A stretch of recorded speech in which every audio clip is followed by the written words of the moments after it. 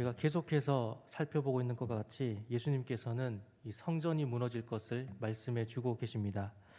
이미 성전 설한 사건을 통해서 또 무화과나무 사건을 통해서 암시적으로 상징적으로 말씀해 주셨습니다. 성전의 화려하고 또 웅장한 겉모습을 보며 감탄하는 제자들의 모습을 우리가 보았지만 예수님께서는 좀 더 직접적으로 이 성전의 멸망에 대해서 다시 한번 말씀해 주셨습니다.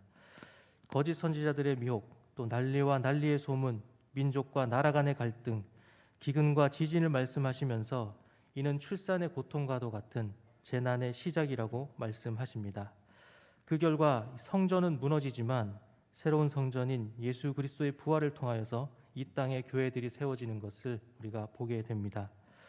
교회를 생각할 때에 이 모습에 웅장하고 또 아름다운 모습도 감사할 것이지만 오늘날 세우신 교회를 통하여서 하나님께서 일하고 계심을 생각해보는 시간이 되었습니다. 오늘은 예수님께서 계속해서 이 성전의 멸망을 예언하시는 것을 우리가 보게 됩니다. 어제 본문의 마지막 13절에서 이 끝까지 견디는 자가 구원을 받을 것이라고 말씀하셨습니다. 이때는 모든 사람들로부터 미움을 받게 되는 이 박해의 때를 말씀해 주시는 것이었습니다. 그런데 오늘 14절에서는 멸망에 가증한 것이 서지 못할 것에 선 것을 보거든 그때에 유대에 있는 자들은 산으로 도망할 것을 말씀해 주고 계십니다. 여기서 멸망에 가증한 것은 이 다니엘서의 예언을 예수님께서 그대로 인용하시는 것을 우리가 보게 됩니다. 다니엘서에서 11장 31절과 12장 11절에서 멸망하게 하는 가증한 것이라고 이렇게 말씀하고 있는데 이 말씀을 예수님께서 인용하셔서 예언을 하고 계시는 것입니다. 우리가 구약에서 가증한 것을 뜻하는 것은 어떤 하나님에 대한 신앙에 맞서는 이 우상 숭배를 우리가 흔히 가증한 것이라고 말씀해 주고 있는데 다니엘은 이러한 우상 숭배가 하나님을 예배하는 성전에서 행해질 것을 예언했습니다.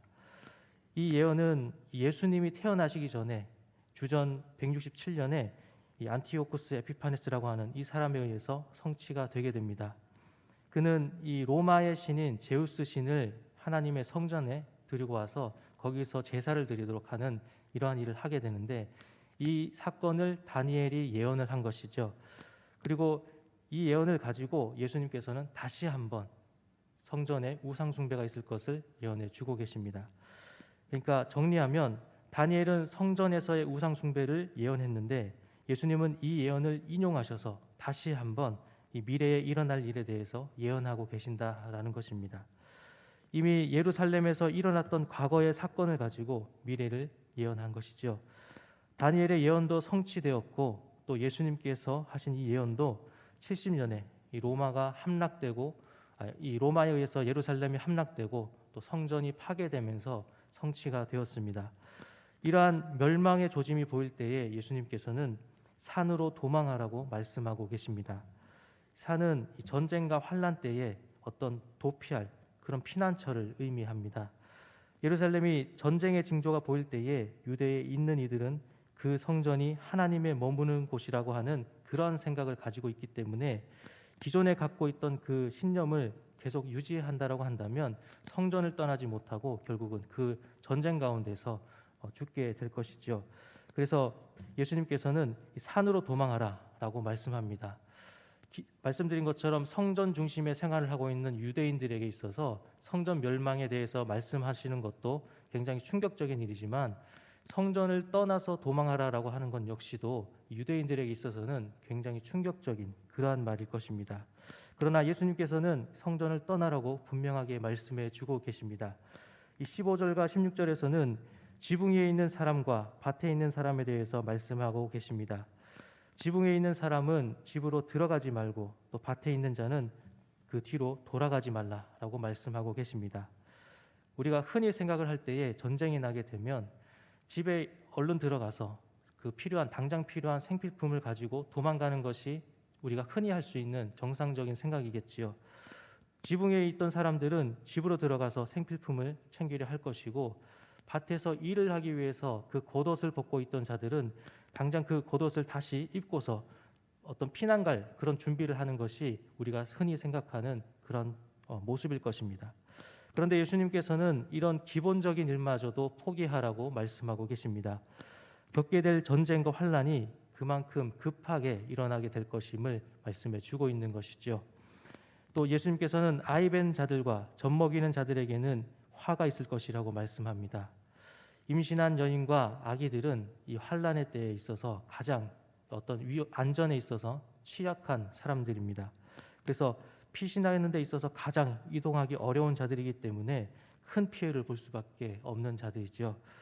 19절부터는 예수님께서 이 위험에 대해서 더욱더 강도를 높여서 말씀하십니다. 하나님께서 창조하신 시초부터 지금까지 이런 환란이 없었고 후에도 없으리라고 말씀하십니다. 이 환란은 외부적인 상황에서 어떤 전해지는 압박이나 또 어떤 고난, 극심한 어떤 근심 이러한 것들을 의미합니다. 이러한 환란이 하나님께서 창조하신 시초부터 지금까지 없을 것이고 또 후에도 없을 것을 말씀하고 계십니다.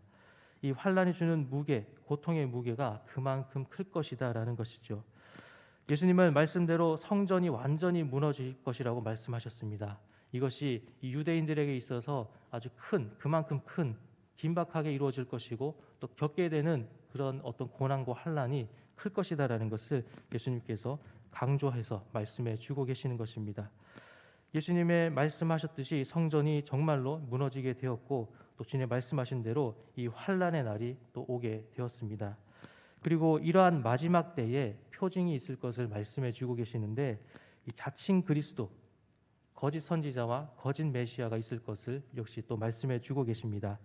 21절에 그때에 어떤 사람이 너희에게 말하되 보라 그리스도가 여기 있다 보라 저기 있다 하여도 믿지 말라라고 말씀하십니다. 그리고 이어서 22절에서는 거짓 그리스도들과 거짓 선지자들이 일어나서 이적과 기사를 행하여 할 수만 있으면 택하신 자들을 미혹하려 하리라 라고 말씀하십니다. 이렇게 거짓 선지자, 거짓 메시아의 등장은 이 당시 예수님이 말씀하신 것이 아니었습니다. 예수님만이 말씀하신 것이 아니었습니다. 또 예수님만이 그 당시에 메시아라고 주장하는 것도 아니었고 또 예수님만이 메시아라고 사람들이 이렇게 추켜 세우는 것도 아니었습니다. 이 성경의 말씀들을 뒷받침해주는 그 당시의 어떤 역사적인 기록들이 많이 있지요. 그것들을 볼 때에 예수님 이전에도 자신이 메시아라고 주장하는 사람들이 있었고 예수님 이후에도 유대 사회에 있어서 자신이 메시아라고 주장하는 사람들이 있었습니다. 그만큼 메시아에 대한 기대가 사람들의 어떤 계속해서 기대를 가지고 살아왔다라는 것을 우리가 알 수 있는 것이죠. 어떤 특히 말씀드렸듯이 어떤 군사적인 지도자, 군사적인 왕을 기다리고 있는 이들의 어떤 마음이 있었기 때문에 특별히 메시아라고 주장하는 사람들은 어떤 군사적인 무력적인 어떤 충돌을 계속해서 일으키게 되는 그런 역사적인 사건들이 계속 있어 왔습니다. 예수님이 죽으시고 부활하신 이후에도 이러한 메시아라고 주장하는 사람들이 있었는데 예수님이 부활하신 이후 100년이 지난 이후에도 역시 이런 사람들이 있었습니다. 그때에 번번이 이러한 사람들이 어떤 무력적인 충돌을 일으켰을 때에 실패하고 말았지만 한 번 잠깐 동안이었지만 예루살렘을 다시 회복하고 또 성전을 회복하는 그러한 사건이 있었습니다. 그때 어떤 전쟁의 승리를 기념하기 위하여서 어떤 동전을 만들기도 하고 이러한 모습들이 있는 것을 어떤 역사적인 사실을 통해서 우리는 확인을 하게 되지요.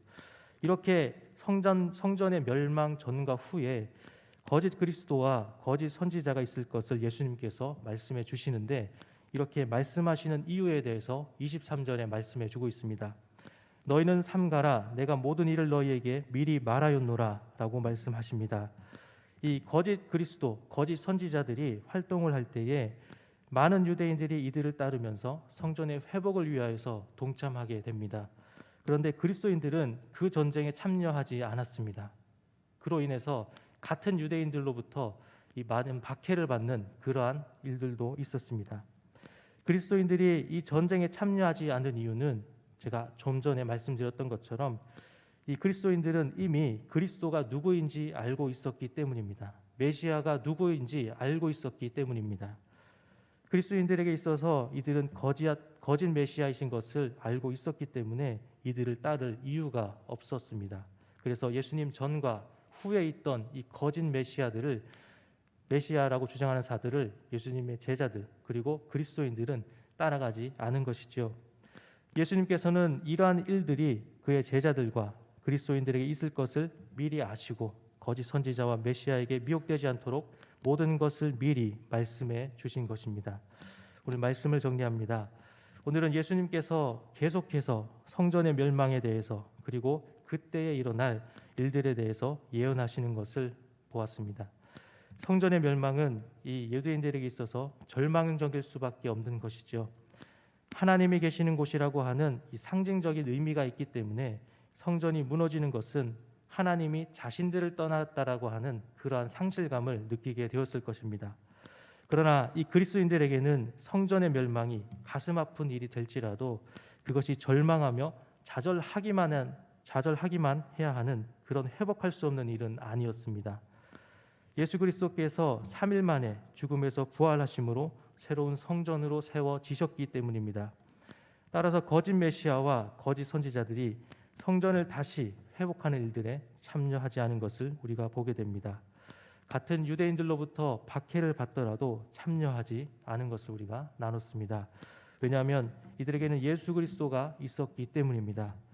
오늘날은 우리 모든 사람들이 마지막 때임을 인정하고 또 고백합니다. 마지막 때인 오늘날 다른 복음 또 다른 말씀을 전하는 이런 이단들도 활동을 하게 되지요. 예수님 시기에 거짓 메시아, 거짓 선지자들이 활동했던 것처럼 예수 그리스도가 아닌 다른 복음, 다른 말씀을 전하는 자들이 있는 것입니다. 또 기존의 교회에서도 목회자, 목사님들과 같은 이런 안타까운 그 교회 지도자들의 안타까운 모습들을 우리가 가끔씩 교회나 그 어떤 뉴스나 이런 신문들을 통해서 보게 될 때가 있습니다. 우리는 그러한 것들을 보게 되면서 또 많은 실망과 안타까움을 느끼게 되기도 하지요. 그러나 우리는 이런 것들에 휘둘리지 않고 예수 그리스도만 바라보기를 원합니다. 사람을 보면서 또 사람을 따름으로 실망하지 않고 예수 그리스도만을 보아야 할 것입니다. 성전은 무너졌지만 예수님께서는 이 땅에 교회를 세워주셨습니다. 그리고 이제는 교회가 많은 오해와 비판을 받는 이러한 시대를 우리가 살고 있습니다. 그러나 우리는 여전히 그리스도를 통하여서 그리스도 안에 살아야 합니다. 오늘 말씀을 통하여 마지막 때에 어지러운 상황 가운데서도 예수 그리스도만 바라보는 우리 모두가 되기를 소망합니다. 기도하시겠습니다.